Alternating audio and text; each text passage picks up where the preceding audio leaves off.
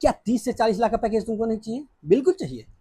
क्यों? ये IITN और NITN को ही हाईएस्ट पैकेज मिलेगा मार्केट के अंदर? नहीं, वो Tier 3 वाले को भी हाईएस्ट पैकेज मिलेगा भाई, लेकिन उसके लिए तुमको थोड़ी मेहनत करनी पड़ेगी। तुमको करना क्या पड़ेगा? तो भैया सबसे पहले तुमको प्रोडक्ट बेस्ड कंपनी का इंटरव्यू निकालना पड़ेगा। प्रोडक्ट बेस्ड कंपनी का इंटरव्यू निकालना पड़ेगा। I am not talking about the services company, product based company, ये ध्यान रखना। और उसका इंटरव्यू निकालने के लिए तुमको करना क्या पड़ेगा भाई? सबसे पहला प्राइमरी इंटरव्यू जो उसका होता है, इवन 2 इंटरव्यू जो तुम्हारा होगा वो उसी के बेस पर होगा, कोडिंग इंटरव्यू। कोडिंग इंटरव्यू निकालना पड़ेगा तुमको, और कोडिंग इंटरव्यू निकालने के लिए भैया 3 में से कोई एक लैंग्वेज तुमको सीखना पड़ेगा, और वो है C++, जावा और पाइथन। तीनों में से कोई एक लैंग्वेज सीख लो, बूम, खत्म। मेजरली लोग जब कोडिंग इंटरव्यू में जाते हैं तो या तो वो जावा सेलेक्ट करते हैं, या पाइथन सेलेक्ट करते हैं, या C++ सेलेक्ट करते हैं। अगर तुम C++ सेलेक्ट कर रहे हो तो भैया C++ सेलेक्ट करने से पहले ये जरूर ध्यान रखना कि बेटा तुम्हें पढ़ना पड़ेगा STL। और भाई STL पढ़ने के लिए तुमको ये पूरा का पूरा वीडियो देखना पड़ेगा कि इसमें सारी चीज़ें हम डिस्कस करेंगे कि STL होता क्या है, STL का यूज कब होता है, मेजर कंपोनेंट STL का क्या होता है, ये कंटेनर्स, आइटरेटर, एल्गोरिदम, ये क्या होता है, STL यूज करने से कोडिंग इंटरव्यू में तुम्हारा टाइम कैसे सेव होता है, ये सारी चीज़ें हम डिस्कस करेंगे आज के इस वीडियो में। जैसे ही STL की बात आती है तो भैया तुमको ये पता होगा कि यार वेक्टर्स या फिर लिस्ट या फिर मैप, अनऑर्डर्ड मैप, सेट, ये सारी चीज़ें तुमको कहीं ना कहीं पल्ले पढ़ा होगा। अगर नहीं पढ़ा है तो ये सारी चीज़ों का पल्ले पड़ेगा इस STL के अंदर। तुमको शॉर्ट एल्गोरिदम जो है वो कंप्लीटली शॉर्ट एल्गोरिदम तुम यूज कर सकते हो। विद इन अ 1 लाइन तुम ऑप्टिमाइज्ड वे में शॉर्ट कर सकते हो किसी की एरे को, किसी भी एरे को। सिंपल सा मैप यूज करके तुम O1 टाइम कॉम्प्लेक्सिटी में किसी भी वैल्यू को सर्च करके निकाल सकते हो। ये सारी चीज़ें सेट को यूज करके तुम नॉन डुप्लीकेट एलिमेंट स्टोर करवा सकते हो भाई। डुप्लीकेट एलिमेंट को ये डिस्कार्ड कर देगा। तो ये सारी चीज़ें तुमको समझ में आ जाएगा इस वीडियो में। तो चलो ज़्यादा समय ना लेते हुए हम सीधा वीडियो पर आते हैं, स्क्रीन पर आते हैं, और फिर तुमको समझाते हैं STL होता क्या है। तो सबसे पहले तुमको ये समझना पड़ेगा भाई कि STL होता क्या है। सिंपल सा इसका स्टैंडर्ड टेम्पलेट लाइब्रेरी होता है। सिंपल सा फुल फॉर्म है स्टैंडर्ड टेम्पलेट लाइब्रेरी। ये एक डेटा स्ट्रक्चर यूज करता है, जेनेरिक डेटा स्ट्रक्चर यूज करता है, जिसमें तुम डेटा को स्टोर करते हो। Algorithm, different types of algorithm use कर सकते हो तुम इसका। तो अब जब हम डेटा स्ट्रक्चर की बात करते हैं तो भाई डेटा स्ट्रक्चर कौन कौन सा यूज होता है इसमें STL में। सबसे पहले हम बात कर लेते हैं वेक्टर का। वेक्टर क्या करता है भाई कि ये array, as an array, dynamic array use होता है एज ए वेक्टर। वेक्टर को हम as a dynamic array use कर सकते हैं। मैप क्या है? ये की और वैल्यू पेयर में डेटा को स्टोर करता है कि O1 टाइम कॉम्प्लेक्सिटी में तुम डेटा को वहां से रिट्राइव कर सकते हो। सेट क्या है? डुप्लीकेट एलिमेंट को डिस्कार्ड कर देता है। डुप्लीकेट एलिमेंट को ये सिलेक्ट नहीं करता है भाई सेट के अंदर। तो अगर तुमको कभी भी डुप्लीकेट एलिमेंट डिस्कार्ड करना है तो वहां पर तुम सेट यूज कर सकते हो यूनिक एलिमेंट के लिए। अब स्टैक क्या है? अगर तुमको कभी भी LIFO system, last in first out, इस वाले कॉन्सेप्ट पर प्रॉब्लम सॉल्व करना हो तो भाई वहां सिंपल तुमको अपना स्टैक बनाने की जरूरत नहीं है। सिंपल का सिंपल तुम स्टैक यूज कर सकते हो यहाँ से। और अगर कभी भी तुमको प्रायोरिटी क्यू की जरूरत हो, यानी तुमको एक पार्टिकुलर ऑर्डर में, एक पार्टिकुलर असेंडिंग और डिसेंडिंग ऑर्डर में तुमको इन अ क्यू डेटा को स्टोर करवाना हो तो you can use priority Q in that case. ठीक है। अब बात करते हैं कि भाई एल्गोरिदम। अब जैसे ये सब मैंने कंटेनर्स बताया तुमको, तो इसमें कंटेनर्स के साथ साथ एल्गोरिदम भी होते हैं। तो एल्गोरिदम में तुमको क्या देखना है यहाँ पर कि सॉर्टिंग, सर्चिंग, ये सारे के सारे एल्गोरिदम बहुत ही इजीली वे में तुम यहाँ पे यूज कर सकते हो। सॉर्टिंग के लिए 1 लाइन का कोड लिखोगे, सॉर्ट हो जाएगा। जैसे यहाँ पर हमने क्या किया, एक नम्स वेक्टर है मान लो, तो nums dot begin, nums dot and किया तो वेक्टर के स्टार्ट से एंड तक ये सॉर्ट करके निकाल के दे देगा तुमको। 1 लाइन का कोड है, कहानी खत्म। तो भाई बात आती है कि भाई इसकी बिगेस्ट एडवांटेज क्या है STL यूज करने का। तो सबसे बिगेस्ट एडवांटेज है कि भाई ये optimized and reusable solution provide करता है। तुमको किसी भी चीज़ को खुद से, जैसे सॉर्टिंग मान लो, सॉर्टिंग के लिए अगर तुम सॉर्टिंग की बात करते हो तो तुम डिफरेंट टाइप्स ऑफ सॉर्टिंग लिखने जाओगे, बबल सॉर्ट, इंसर्शन, जहाँ पर तुमको टाइम कम्प्लेक्सिटी O(n)² लगेगा। बट तुमको ऑप्टिमाइज्ड वे में लिखना है तो तुम वहाँ पर या तो क्विक सॉर्ट यूज करोगे या मर्ज सॉर्ट यूज करोगे। तो अब उस केस में O(n log n यूज होगा टाइम कॉम्प्लेक्सिटी। लेकिन जब तुम सॉर्ट फंक्शन इसका यूज करते हो, सॉर्ट फंक्शन क्या करता है, O(n log n time complexity में ही तुमको डेटा प्रोवाइड करके सॉर्ट करके दे देता है। तो ये सबसे बड़ा एडवांटेज है STL का। तो सबसे बड़ा क्वेश्चन आता है यहाँ पर भाई कि STL की जरूरत क्यों पड़ी तुमको। STL की जरूरत पड़ी क्यों? ऐसा क्या तुम प्रॉब्लम सॉल्व करने जा रहे हो by use of the STL? तो सबसे पहले तुम ये एक प्रॉब्लम सोचो कि तुमको n नंबर को स्टोर करना है, n नंबर को स्टोर करना है असेंडिंग ऑर्डर में और सॉर्ट करना है। n नंबर को असेंडिंग ऑर्डर में स्टोर करना है, सॉर्ट करना है, सिंपल। अब उसके लिए तुम क्या करोगे, एक पूरा का पूरा या तो एरे लोगे, फिर उसको सॉर्ट करोगे, एरे में डेटा का स्टोर करोगे, सॉर्ट करोगे, करेक्ट, असेंडिंग ऑर्डर में। लेकिन अब हमने क्या किया, यहाँ पर एक वेक्टर ले लिया, सिंपल एक वेक्टर ले लिया, डायनेमिक एरे है तो एक वेक्टर ले लिया और वेक्टर में हमने डेटा को स्टोर कर लिया। अब ये डेटा देखो यहाँ पर कोई भी ऑर्डर फॉर्म में, ये यहाँ पर असेंडिंग ऑर्डर में ये हमने डेटा को स्टोर नहीं किया, सिंगल लाइन का कोड हमने लिखा, सॉर्ट कर दो भाई। जो हमारा नम्स हमने वेक्टर लिया है, nums dot begin, nums dot end, और ये क्या करेगा, ओ एन लॉग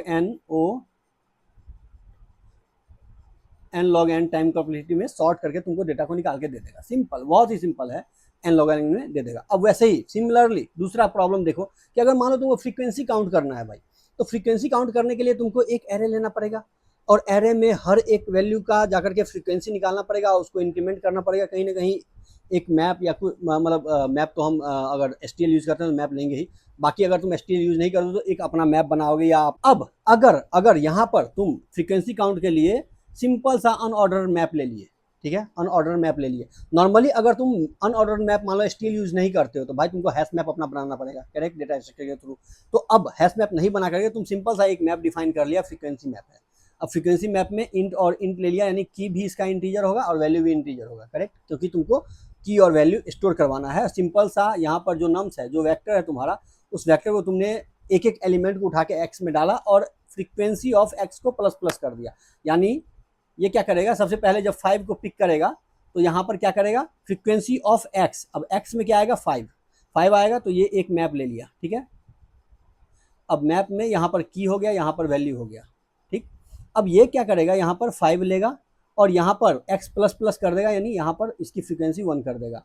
फिर अगला 2 लेगा, इसकी फ्रीक्वेंसी 1 कर देगा। फिर 8 लेगा, इसकी फ्रीक्वेंसी 1 कर देगा। फिर 1 लेगा, इसकी फ्रीक्वेंसी 1 कर देगा। फिर 3 लेगा, इसकी फ्रीक्वेंसी 3 कर देगा। अब यहाँ पर मान लो आगे 5 2 अगेन है, तो अब फिर से 5 इसको मिल गया, तो ये क्या करेगा, 5 लेगा। अब यहाँ पर मैप में ऑलरेडी इसको 5 मिल रहा है, मैप में की ऑलरेडी 5 मिल रहा है, तो ये क्या करेगा, उसके वैल्यू को इंक्रीमेंट कर देगा, यानी ये 1 हट के 2 हो जाएगा। वैसे ही आगे इसको 2 मिल गया, तो ये क्या करेगा, इसको 2 को यहाँ से 1 हटा के वैल्यू को 2 कर देगा, यानी 5 की फ्रीक्वेंसी 2 है और 1 की फ्रीक्वेंसी 2 है। अब STL यूज करके तुमने क्या किया, बहुत ही 2 लाइन में सारा का सारा कोड लिख के खत्म कर दिया।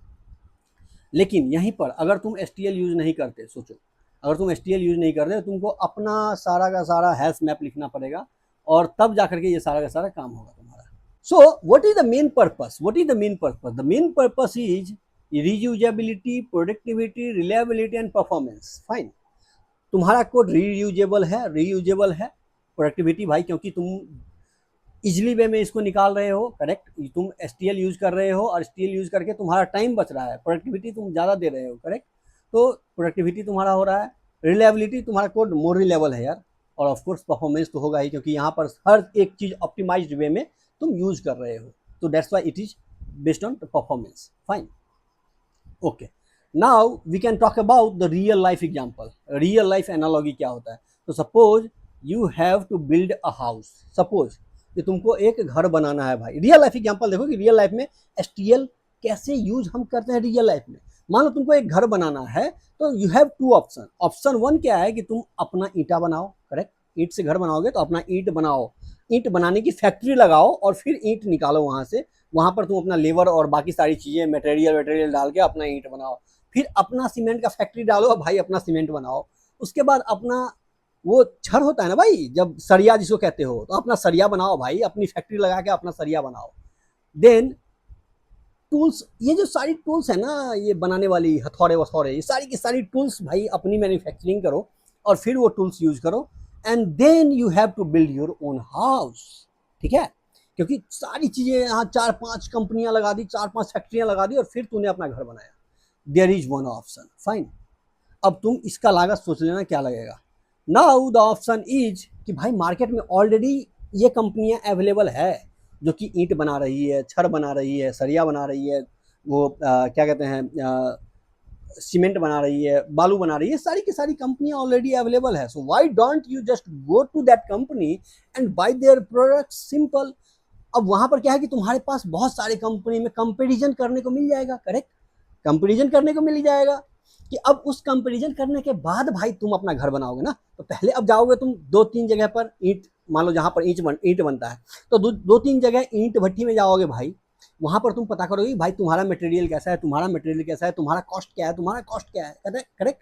और उस बेस पर you have to get the idea कि भाई तुमको कहाँ से लेना है ईट, कहाँ से लेना है सीमेंट, करेक्ट। अब उसमें तुम हाई क्वालिटी प्रोडक्ट खरीद सकते हो भाई, हाई क्वालिटी प्रोडक्ट खरीद सकते हो, क्योंकि तुम जा करके 2-3 जगह पर चेक कर रहे हो। रेडीमेड मटेरियल मिल रहे हैं भाई, तुमको कहीं फैक्ट्री लगाने की जरूरत नहीं है, 4-5 फैक्ट्रियां लगाने की कोई जरूरत नहीं है, मार्केट में सारे के सारे चीजें मिल रही है और उसको यूज करके तुम अपना घर बना लो, सिंपल। अगर तुम यहाँ पर कॉस्ट देखो तो भाई तुमको यहाँ पर जीरो कॉस्ट लग रहा है कंपनी खोलने में, जीरो कॉस्ट लग रहा है। यू जस्ट हैव टू पे those companies who is building those materials, fine, you just have to pay for your product that you are buying, ठीक है। तुमको बाकी सारी चीजों को ध्यान ही नहीं देना। अब वो कंपनी कितना ईंट निकाल रही है उससे तुम्हें कोई मतलब नहीं है भाई, तुमको सिंपल सा मतलब है कि भाई उस कंपनी में से तुमको कितना ईंट चाहिए, तुमको उतना का पे करना है। तो यानी second is really faster because to deploy those factories like eat cements, so to deploy those factories it will but time consuming things, ये ad hoc बेस पे नहीं होता। तुमको you have to make a plan, you have to find out the area जहाँ तुम वो factory लगाओगे, उसके बाद पैसे भी खर्च होंगे भाई। तो फिर हम वो काम क्यों करेंगे जो रेडीमेड मटेरियल मिल रहा है एसटीएल मार्केट में, वो क्यों ना उठा ले यार। कि अब हमको अगर एक डायनेमिक एरे लेना है so why don't have to create a complete dynamic array, malloc use करके सी प्लस प्लस में न्यू यूज करके हम एक कंप्लीट डायनेमिक मेमोरी एलोकेट करें और फिर या तो एक लिंक लिस्ट एलोकेट बनाएं और फिर उसके बेस पर हम उसमें फंक्शन लगाएं, उसको आइटरेट करें, उसको सॉर्ट करें, क्यों। अब फिर सॉर्टिंग करने की बात आएगी तो भाई फिर तुमको वहाँ सोचना पड़ेगा कि भाई तुमको कौन सा सॉर्ट यूज करना है, यहाँ टॉपोलॉजिकल सॉर्ट यूज करना है कि क्विक सॉर्ट से हो जाएगा काम तुम्हारा। अब वो क्विक सॉर्ट से भी अगर काम हो जाएगा तो तुमको भाई 100 लाइन का कोड एक्स्ट्रा लिखना पड़ जाएगा उसके लिए। तो why don't you have to use a single sort function which is provided by STL. तो इसीलिए लोग उसको यूज करते हैं, एसटीएल को यूज करते हैं, करेक्ट। बहुत ही ईजी है, रेडीमेड मटेरियल को उठाओ अपना घर बनाओ, खत्म। And that's why STL is very simpler and very familiar, market में बहुत फेमिलियर है ये। Now we can talk about the component, so don't miss this particular part. Component क्या क्या है एसटीएल में, there are 3 components, there are 3 major components, container, iterator और algorithm. ये 3 कंपोनेंट होते हैं इसके अंदर, एसटीएल के अंदर। एसटीएल को कंप्लीट समझने के लिए तुमको ये तीनों का तीनों एलिमेंट समझना पड़ेगा और एसटीएल कभी भी इन तीनों को मिला करके काम करता है, तीनों को मिला करके काम करता है, ये ध्यान रखना। कंटेनर भी चाहिए, आइटरेटर भी चाहिए, एल्गोरिदम भी चाहिए।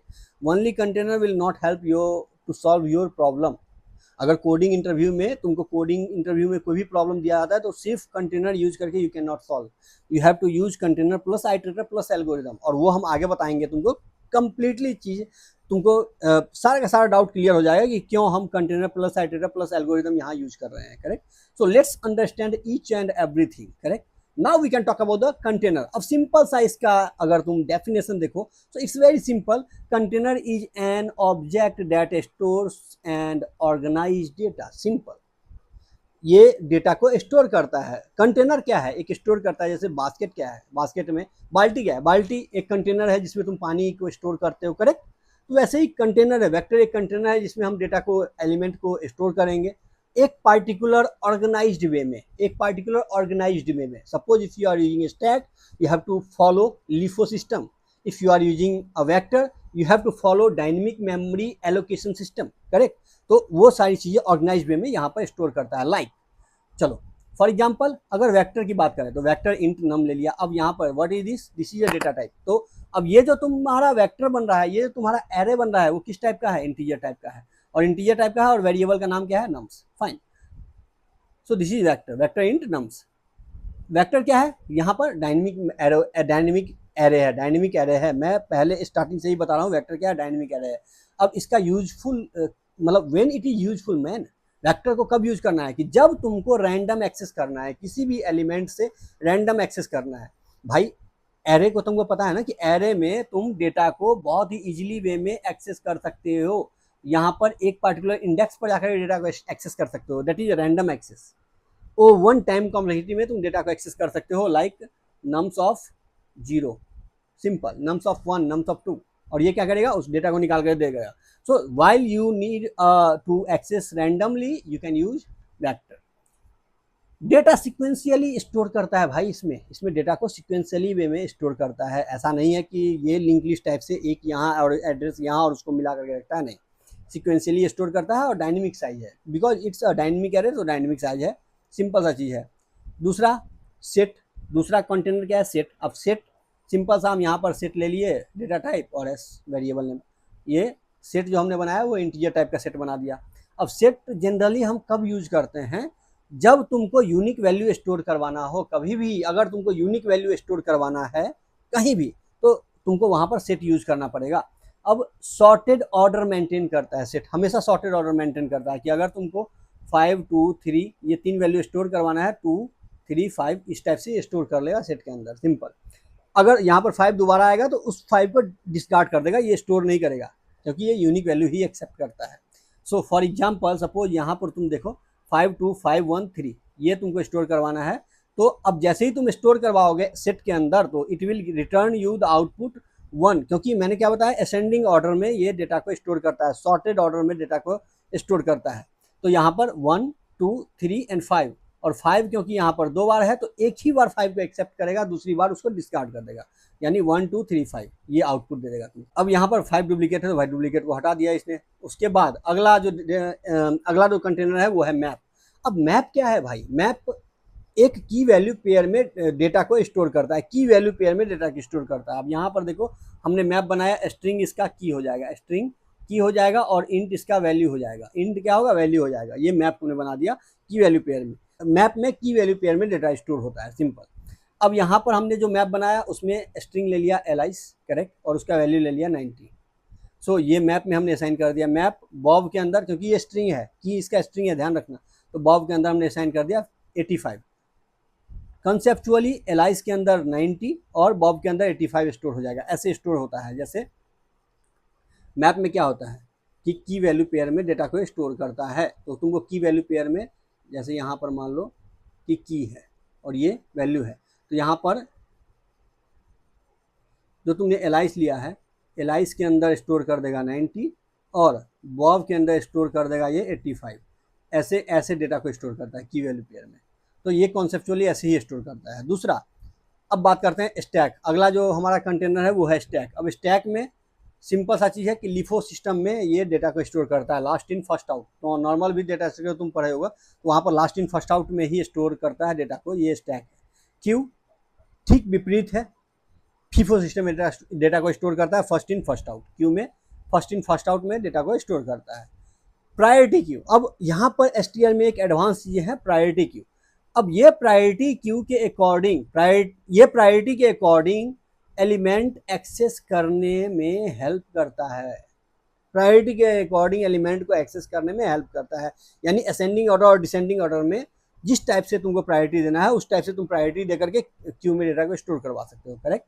तो यूजुअली डिफॉल्ट प्रायोरिटी क्यू जो है, default priority queue max heap होता है, default priority queue max heap behave करता है। यहाँ ध्यान रखना कि C++ में max heap default priority queue behave करता है। ओके, अब ये तो था तुम्हारा ऑर्डर्ड कंटेनर्स, ऑर्डर्ड, ये सारे के सारा ऑर्डर्ड कंटेनर्स था। अब बात करते हैं अनऑर्डर्ड कंटेनर्स का। जैसे सेट था तो सेट के साथ यहाँ पर अनऑर्डर्ड सेट भी मिल जाएगा तुमको, मैप के साथ अनऑर्डर्ड मैप भी मिल जाएगा, क्योंकि सेट क्या है, ऑर्डर्ड वे में डेटा को स्टोर करता है। अब यहाँ पर अनऑर्डर्ड सेट जैसे तुम डेटा दोगे वैसे ही स्टोर कर लेगा, simple. So broadly important,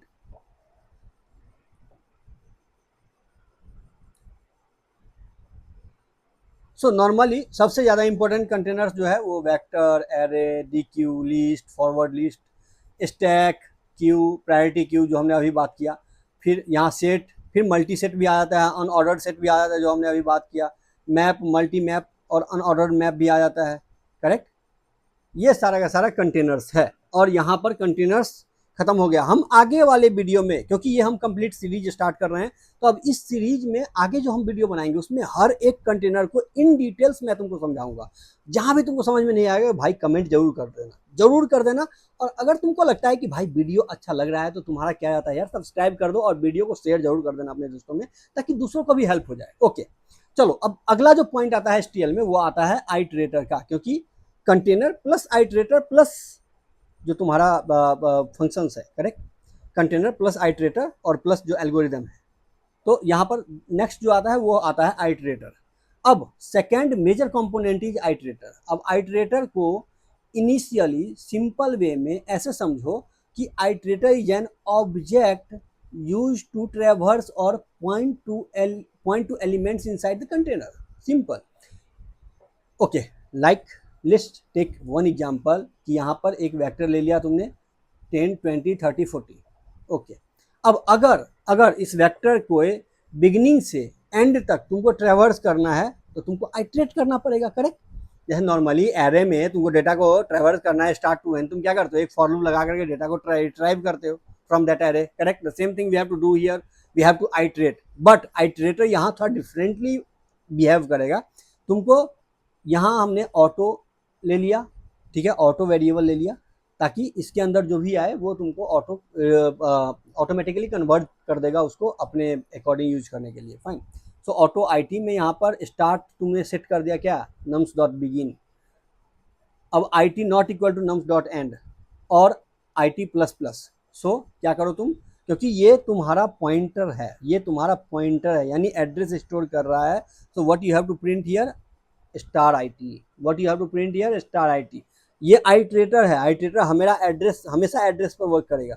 so it will print star IT. Normally क्या है, नॉर्मली जब तुम एक एरे लेते हो, मान लो ARR 1 2 3 4, अब तुम क्या करते हो, for int i equal to 0, correct.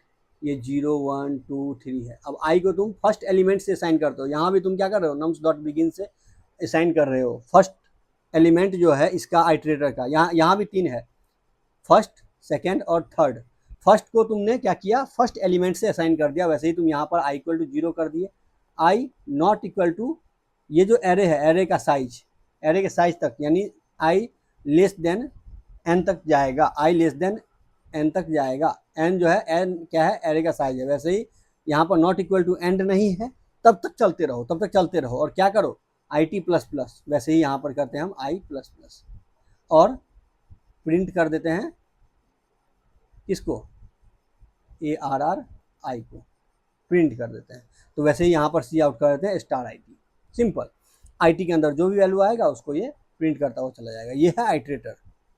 So the same thing यहाँ पर हमने फर्स्ट एलिमेंट, देन यहाँ पर ये कंडीशन लगा दिया, यहाँ पर भी हमने कंडीशन लगा दिया और यहाँ पर हमने इंक्रीमेंट कर दिया, यहाँ पर भी हमने इंक्रीमेंट कर दिया। यानी initialize condition increment, initialize condition increment, ये ध्यान रखना।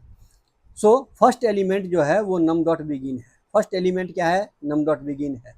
एंड नम डॉट एंड क्या रिप्रेजेंट करता है कि position after the last element, position after the last element. यानी ये जो तुम्हारा वेक्टर है, ये जो तुम्हारा वेक्टर है, तो 0 1 2 3 तक तुम्हारा 3 एड्रेस तक यहाँ पर स्टोर कर रहा है, यानी 4 एलिमेंट है। So last element is this. So इसके आगे ये नम डॉट एंड है, correct. Position after the last element. तो अब जब आइटरेट कर रहा है तो नम डॉट एंड ना हो, नम डॉट एंड ना हो, तब तक ये प्रिंट करो। यानी यहाँ से लेकर के यहाँ तक प्रिंट करेगा। आगे जैसे ही IT प्लस प्लस करेगा ये नम डॉट एंड हो जाएगा इसका, क्योंकि ये कहानी खत्म हो जाएगा इसका, correct. So position after last element, and actually last element नहीं होता है, करेक्ट। ये ध्यान रखना, इसलिए हमने नोट डाउन कर लिया ताकि तुम्हारा एक भी पॉइंट मिस ना हो।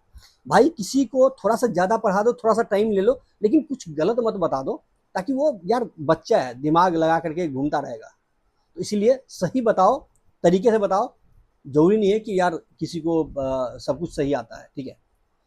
जहाँ भी तुमको ये लगता है कि यार मैंने तुमको कुछ गलत बता दिया है, तुम मुझे कमेंट जरूर कर देना कि भाई ये जो तुमने बताया है दिस इज रॉन्ग और ये ऐसे बिहेव करता है। I also learn with you man, I am not a genius, I will learn with you. So and क्या है, वो लास्ट एलिमेंट नहीं होता है, एंड कभी भी लास्ट एलिमेंट नहीं होता है। ये इंटरव्यू में हमेशा पूछा जाएगा तुमको कि ये जो तुम एंड लिखे हो, what is the mean of this and.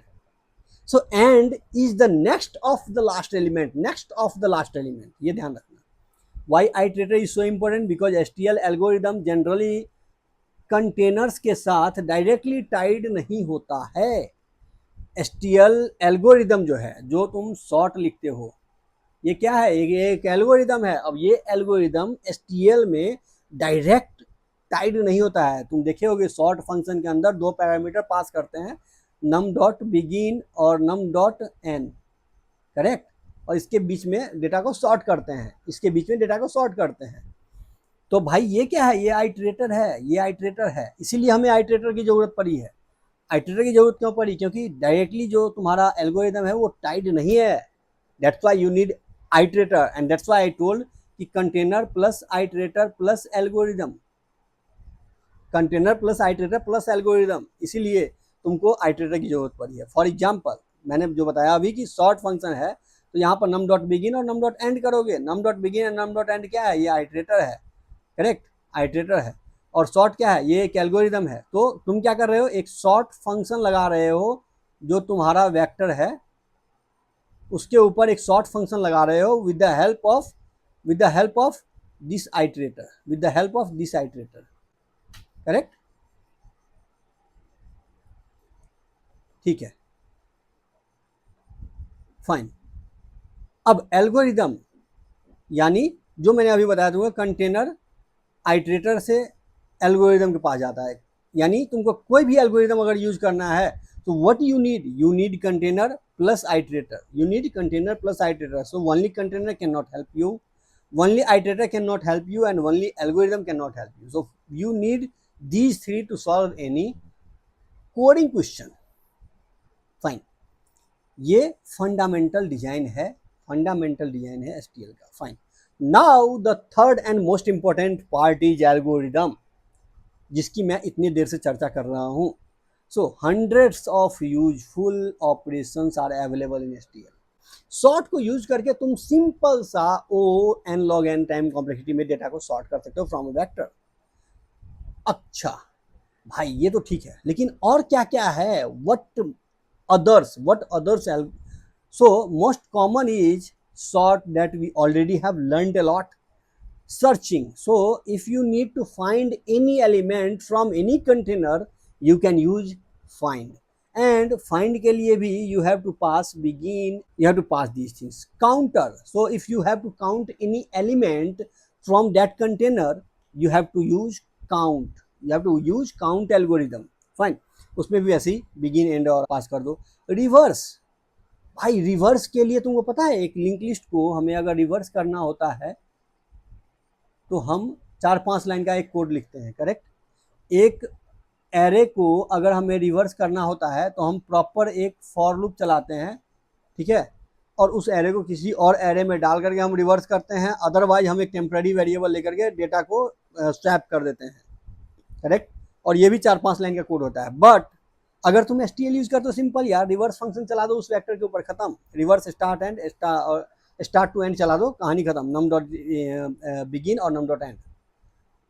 अब मिनिमम एलिमेंट निकालना है, सो मिन एलिमेंट तुम निकाल सकते हो सिंपल सा, मैक्सिमम एलिमेंट निकालना है तो मैक्स एलिमेंट निकाल सकते हो, बाइनरी सर्च लगाना है भैया। अब फिर आती है सर्चिंग। भाई नॉर्मली क्या है कि लीनियर सर्च तुमको पता है यार कि ओ एन टाइम कॉम्प्लेक्सिटी में ये सर्च करके देगा एलिमेंट को, ओ एन टाइम कॉम्प्लेक्सिटी में ये सर्च करके देगा लीनियर सर्च एलिमेंट को। बट नाउ अगर तुमको उसको भी ऑप्टिमाइज करना है, then you have to use binary search, that will use O log N, because it will divide your array into 2 parts, then search your element in the first half and find out either this element will be available in the first half and second half.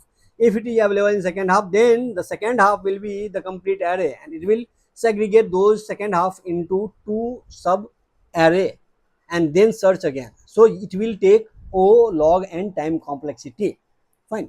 तो अब यहाँ पर STL use करके you don't have to write those code man, जहां तुमको mid निकालना हो यार, स्टार्ट और एंड के ऊपर खेल करना हो, मिड निकाल के, you don't have to do those bullshit man. तुम जस्ट बाइनरी सर्च यूज करना, और बाइनरी सर्च यूज करके कहानी खत्म हो जाएगी तुम्हारी, ठीक है।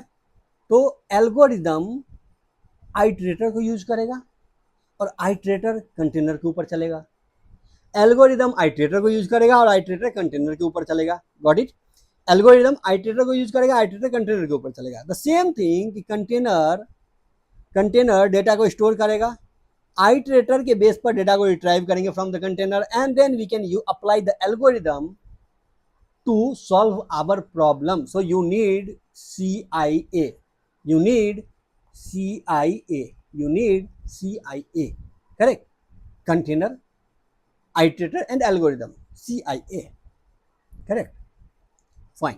चलो एक छोटा सा एग्जांपल देखते हैं यार। वेक्टर है, वेक्टर को सॉर्ट किया तुमने, एक लाइन में सॉर्ट कर दिया, एक वेक्टर इनिशियलाइज किया और सॉर्ट कर दिया। करेक्ट, इनिशियली ये वेक्टर ऐसे है, जैसे ही तुमने सॉर्ट एल्गोरिथम लगाया तो ये 1 2 3 4 5 रिटर्न कर देगा।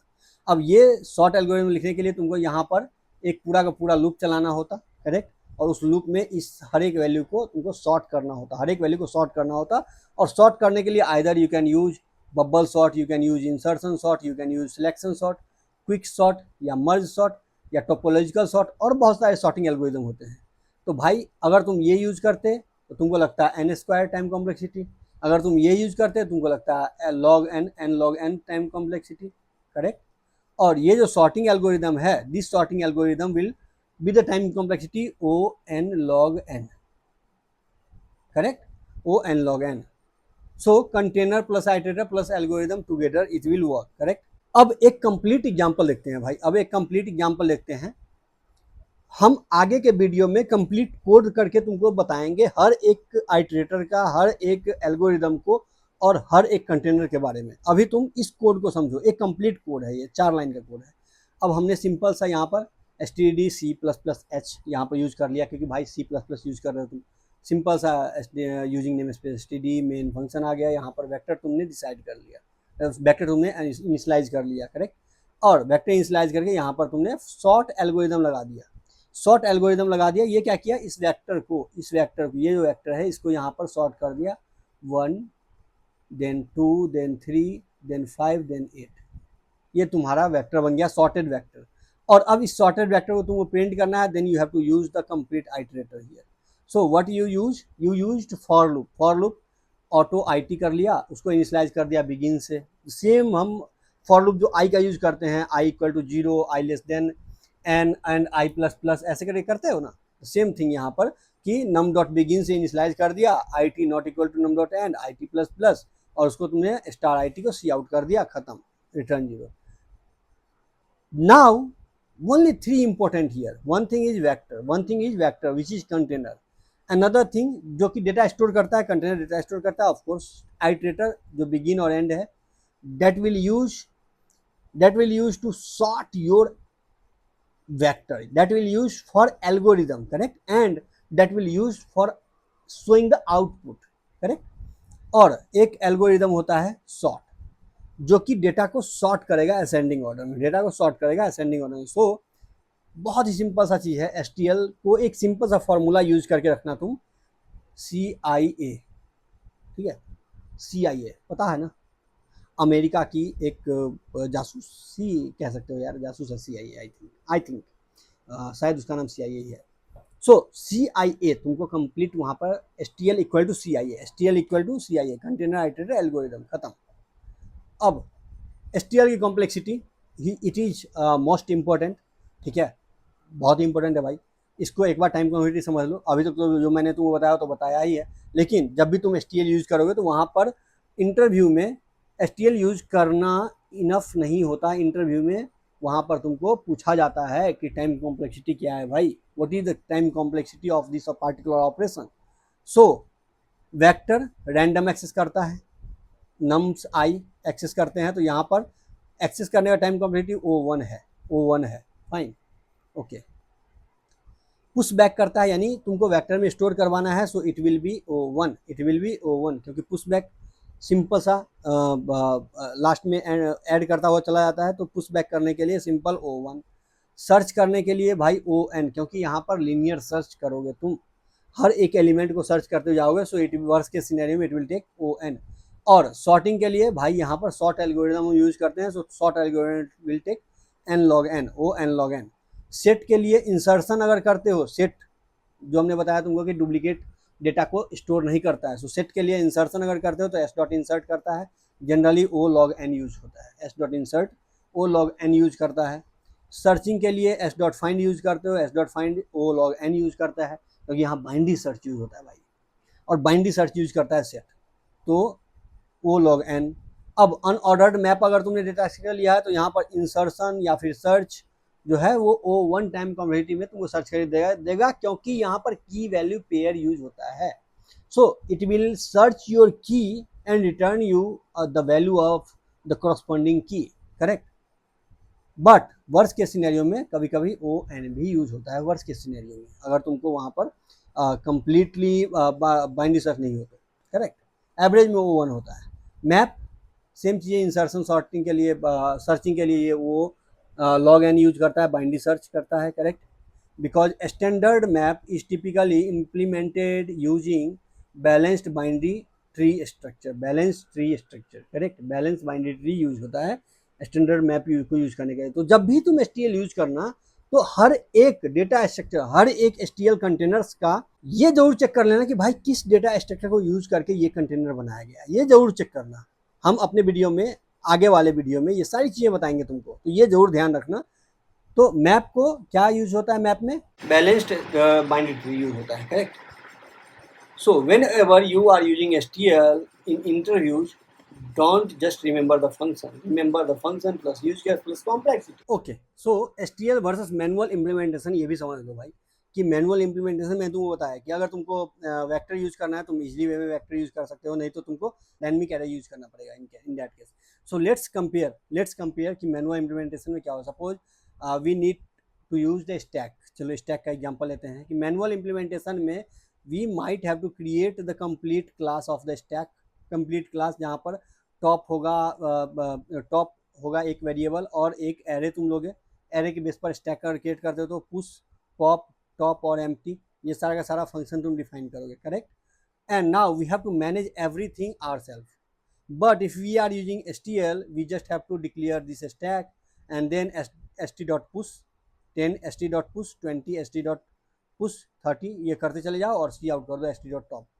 ये क्या करेगा? सारा का सारा फंक्शन ऑलरेडी, ये सारा फंक्शन ऑलरेडी इंप्लीमेंटेड है स्टैक के अंदर. So you just have to do use those things. You do not maintain anything. Correct. और यहाँ पर st.pop करोगे, पॉप हो जाएगा. So it is much simpler than writing your own data structure. Correct. But is STL always better? That is one question कि क्या ये हमेशा बेटर है? नहीं, ऐसा नहीं है.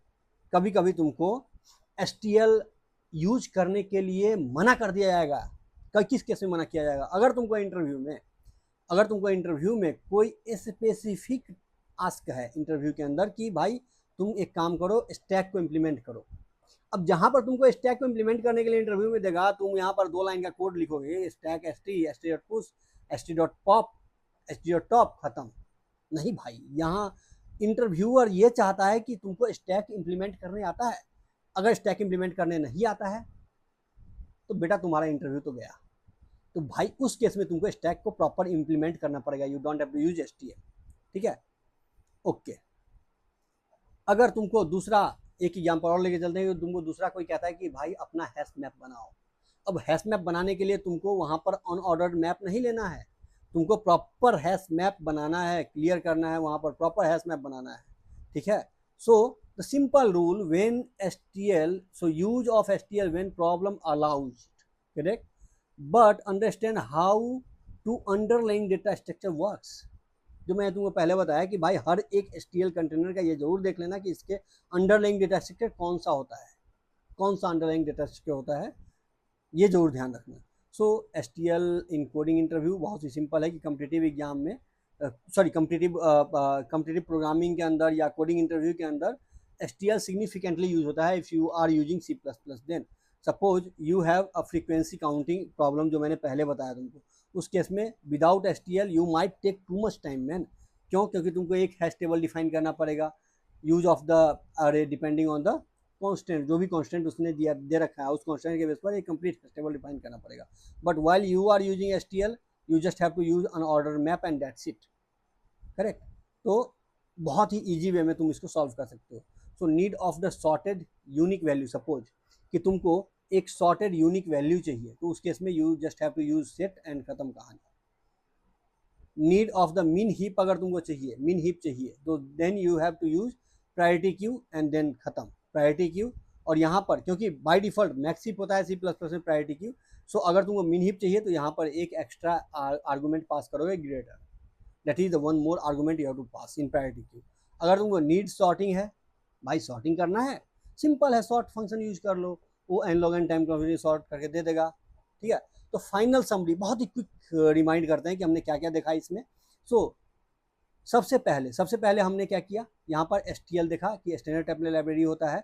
ये क्या करता है कि ये reusable generic data structure provide करता है और एल्गोरिदम प्रोवाइड करता है C++ में। Fine. 3 component, major component is container that stores the data, example vector, set, map, queue, priority queue. ठीक है, दूसरा आइटरेटर क्या करता है, ये रेंज डिफाइन करता है on the base of that containers, like begin and end ये आइटरेटर है। And then third is the algorithm, so that will perform the operation on the data. Fine. So like find, sort, reverse, count, binary search, ये सारा का सारा operation perform करता है, तो that is called algorithm. Fine, okay. अब always remember, जो मैंने तुमको बताया कि वेक्टर जो है रैंडम एक्सेस करता है ओ वन टाइम कंप्लीट में, सेट सर्च करता है ओ लॉग एन टाइम कंप्लीट, क्योंकि बाइनरी सर्च यूज होता है सेट के अंदर। मैप सर्च करता है ओ लॉग एन टाइम कंप्लीट में, सेट भी सर्च करता है लॉग एन टाइम कंप्लीट में, और ये भी लॉग एन टाइम कंप्लीट में सर्च करता है मैप। अनऑर्डर्ड मैप सर्च करता है O1 एवरेज में और वैसे लॉग एन में। करेक्ट। सॉर्ट करता है एन लॉग एन में which is most optimized way normally, अगर तुम क्विक सॉर्ट और मर्ज सॉर्ट की बात करो तो। Correct. So now you understand that which container, why this container, which operation, what is the time complexity, these all things you already understood. Correct. Fine. So if you have any more doubts on this topic, please leave your comment. और अंत में मैं यही कहूँगा यार कि भाई पढ़ो, क्योंकि तुम्हारे पेरेंट्स ने तुम्हारे ऊपर दाव खेला है, पैसे लगाए हैं, तो बेटा तुम बढ़िया प्लेसमेंट लेकर के दिखाओ, बढ़िया से बढ़िया प्लेसमेंट लो, आइदर ऑन कैंपस और off campus. I would recommend यार ऑन कैंपस टायर 3 में अच्छा नहीं मिलता, वो विप्रो, TCS यही सब आते हैं, तो भाई ऑफ कैंपस प्लेसमेंट लो, और ऑफ कैंपस प्लेसमेंट के लिए कोडिंग इंटरव्यू की तैयारी जितनी जल्दी हो सके भाई शुरू कर दो। I will help you in this journey. और बहुत सारे भैया और दीदी के यार प्लेलिस्ट पड़े हुए हैं, तुम किसी का भी रेकमेंड कर सकते हो, जिसका तुमको देखने की इच्छा हो उसका देखो, और देख के लेकिन भाई कोडिंग करना शुरू कर दो। Thank you.